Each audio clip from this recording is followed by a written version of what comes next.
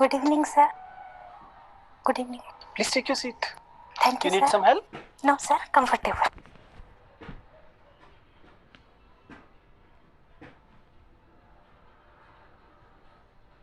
Thank you, sir.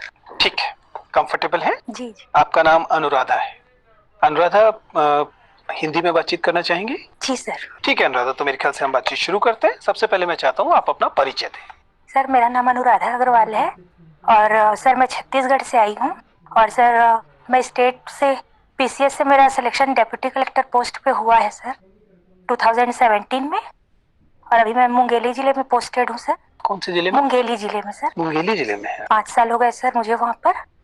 और sir मैंने अपनी पढ़ाई मेरा होम डिस्ट्रिक्ट जांजगीर चांपा है जहाँ से मेरी पूरी पढ़ाई हुई है और 2011 में मेरी शादी हो गई थी सर। डिलीवरी। जी। आप कंफर्टेबल हैं? आपको हाँ। किसी पानी इत्यादि की जरूरत तो नहीं है? नहीं सर। ठीक है, कोई भी जरूरत हो तो प्लीज बता दीजिएगा। नहीं सर कंफर्टेबल। अनुराधा, आप फिलहाल डिप्टी कलेक्टर हैं। मैं प्रिज्यूम कर रहा हूँ कि अभी आपने छुट्टी ले ली होगी अभी? सर मैं अभी फ्राइडे तक वर्क कर रही थी। उसके बाद उसके बाद क्योंकि मैटरनिटी अभी लीव ली जी है। इंटरव्यू भी है और इसके बाद दोनों एक साथ मैटरनिटी लीव ले। तो अनुराधा ये बताइए कि फिलहाल जो 5 साल से आप डिप्टी कलेक्टर हैं, इस दौरान दो चीजें बताइए। एक तो आपकी क्या चुनौतियां रही हैं और क्या उपलब्धियां रही?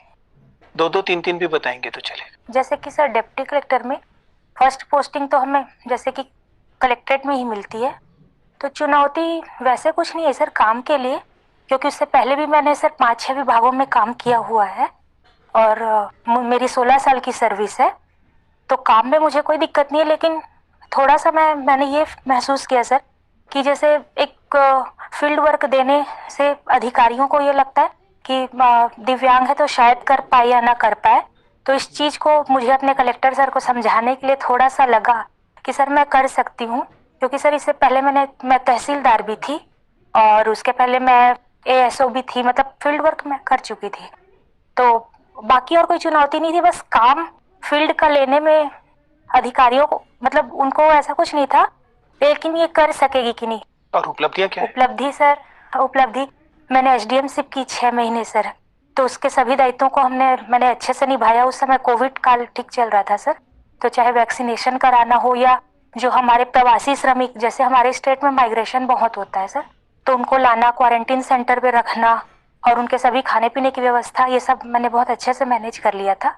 और उसके सर अभी बाद में मैं अभी जनपद सीओ का कार्य देख रही थी, जिसे किसी किसी राज्य में ब्लॉक डेवलपमेंट ऑफिसर भी कहा जाता है, बीडीओ। तो सर उसमें हमने काफ़ी काम किया है, क्योंकि कोरोना वैक्सीनेशन पूरा अभियान चला के हमने, क्योंकि सर हमारा एकदम रूरल एक मतलब आदिवासी बाहुल्य वाला क्षेत्र है, तो थोड़ा सा रेजिस्टेंस था सर, तो घर घर जाके लोगों को समझाना। अभी 98% हमारा वैक्सीनेशन हो गया है सर, और क्योंकि पूरा डेवलपमेंटल वर्क रहता है हमारा जनपद सीओ में, तो उसमें शासन की जैसे सभी योजनाएं हैं सर, और हमारे राज्य शासन की भी, जैसे कि गोधन न्याय योजना, वो सब मैं मानती हूँ कि मैं अच्छे से कर पाई। अनुराधा, आप तो छत्तीसगढ़ से आती हैं और आपने बताया कि कोविड काल में आप फील्ड में थी और आपने इस काम को किया है। कुछ लोगों का मानना ये है कि यूं तो महामारी ने सबको प्रभावित किया है, लेकिन खास तौर से जिस समय बहुत बड़े पैमाने पर लॉकडाउन चल रहे थे और बहुत ज्यादा खराब स्थिति थी, उस दौरान जिन्हें हम दिव्यांगजन कहते हैं, उनको अतिरिक्त तौर पर परेशानियों का सामना करना पड़ा। विजुअली चैलेंज लोगों को और ऑर्थोपेडिकली चैलेंज लोगों को भी। ये कौन सी अलग से समस्याएं थी जो अन्य लोगों के, अन्य नागरिकों से के अतिरिक्त इन लोगों को सहनी पड़ी? सर जनरली ऐसे दिव्यांगजन तो जैसे ज्यादा प्रॉब्लम मुझे लगता है जो लेबर लोग थे जो बाहर गए हुए थे, उनको जब वापस लाने में और क्वारंटीन सेंटर्स में रखने में जो दिक्कतें गई सर, ऐसे लोग तो घर पे थे, तो उनको जैसे कि सर अगर वो बच्चे हैं तो उनकी पढ़ाई प्रभावित हुई, क्योंकि ऑनलाइन क्लासेस हो रहे थे। जैसे टीका लगने के समय कुछ अवेयरनेस की कमी थी, ये प्रॉब्लम उनको आई सर। तो हम लोगों ने इनको आइडेंटिफाई करके प्रयास किया था कि इनको पहले टीका भी मिले, इनकी पढ़ाई भी अच्छे से हो। अनुराधा, आप, मैं देख पा रहा हूँ कि आप लगभग 38 वर्ष की हैं। मुझे बताइए कि इस समय आप एक राज्य की स्टेट सर्विस से भारतीय प्रशासनिक सेवा में पहुंचना चाहती हैं। इस परिवर्तन के लिए आप तैयार हैं? इस बात को कन्विंस करने के लिए आप मुझे क्या 3 तर्क देंगी? क्योंकि सामान्यतः यंग लोगों को ढालना आसान होता है, उनको ट्रेनिंग देना आसान होता है। आप रिलेटिवली उनकी तुलना में ज्यादा वरिष्ठ हैं, तो मुझे 3 तर्क दीजिए जिससे लगे कि हाँ आप इस बड़े परिवर्तन के लिए तैयार हैं। सर पहला तर्क तो ये है कि ऑलरेडी मेरे पास 15 साल का एक्सपीरियंस है, तो मुझे ज्यादा ट्रेनिंग भी सरकार को नहीं देनी पड़ेगी। पहला तो ये मेरा अनुभव व्यापक है, कई विभागों में मुझे काम करने का अनुभव है सर।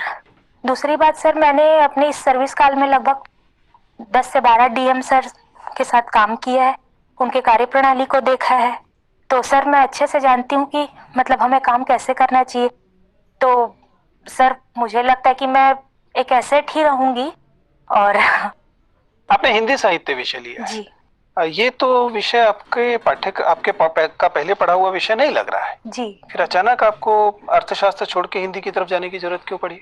सर दरअसल मैंने पहले बीकॉम किया था और हमारे तहसील में एमकॉम नहीं था, इसलिए मैंने एमए इकोनॉमिक्स में किया। तो चूंकि सर मुझे फिर यूपीएससी और एमए करने के बीच काफी गैप भी था, और सर मेरी पूरी स्कूलिंग हिंदी माध्यम से ही हुई है, तो सर इकोनॉमिक्स में यूपीएससी निकालना थोड़ा मेरे लिए कठिन होता, क्योंकि विषय भी टेक्निकल है और मेरे पास कोई कोचिंग अवेलेबल नहीं था। मुझे घर पे ही तैयारी करनी थी और साहित्य पढ़ना पसंद भी था, इसीलिए सर। चलिए बताइए फिर साहित्य में आपसे कहाँ से बातचीत की जाए? सर जैसा आपको उचित लगे। ठीक है, फिर मुझे बताइए, आलोचना में हम जब विकलांगता विमर्श की बात करते हैं, बहुत सारे विमर्श हाल फिलहाल में दलित विमर्श, स्त्री विमर्श और विकलांगता विमर्श खास तौर पर आते हैं। मुझे बताइए कि इसमें कौन महत्वपूर्ण रचनाकार आपको दिखाई देते हैं? आलोचना कर्म में काफी जैसे कि कई प्रमुख आलोचक रहे, जिसमें नगेंद्र जी हैं। नहीं, लेकिन विकलांगता विमर्श की दृष्टि से सर माफी चाहूंगी सर, क्योंकि ये अभी मेरे हिंदी साहित्य के पाठ्यक्रम में विकलांगता विमर्श का नहीं था। अस्मिता का अर्थ समझती हैं आप? क्या होती है अस्मिता? अस्मिता मतलब सर मान सम्मान। अस्मिता मतलब मान सम्मान? हाँ, जैसे ये सर मतलब नारी की अस्मिता मतलब नारी अंग्रेजी में इसके लिए शब्द आइडेंटिटी इस्तेमाल होता है। क्या आप बदलना चाहेंगे अपने उत्तर को? What is identity? पहचान सर। पहचान जी। अब अगर हम पहचान के साथ जोड़ते हुए आपसे पूछें कि जैसे दलित पहचान होती है, जैसे स्त्री पहचान होती है, वैसे ही एक विकलांगता संबंधी पहचान भी होगी। ठीक है, पूरी दुनिया में डिसेबल्ड डिस्कोर्स चलता है, डिसेबिलिटी का डिस्कोर्स चलता है। हिंदी साहित्य में इसकी क्या स्थिति है? सर क्योंकि मैंने अभी हिंदी साहित्य जितना यूपीएससी के सिलेबस में उतना ही पढ़ा है। इसीलिए मैंने आपसे पूछा था। बताइए क्या पूछना चाहते हैं सर जो हमारे सिलेबस में है। ठीक है, तो मुझे बताइए, जब हम भक्ति काल के उदय की व्याख्या करते हैं तो उसमें सूरदास को लेकर जब चर्चा होती है, विकलांगता के हिसाब से महत्वपूर्ण रचनाकार है। जी ठीक है ना? हाँ जी सर। तो अगर हम सूरदास की जब चर्चा करते हैं तो कहाँ कहाँ हमें आलोचकों में असंवेदनशीलता दिखाई देती है इस रचनाकार की डिसेबिलिटी को लेकर? सर जहाँ तक मुझे याद आ रहा है, सूरदास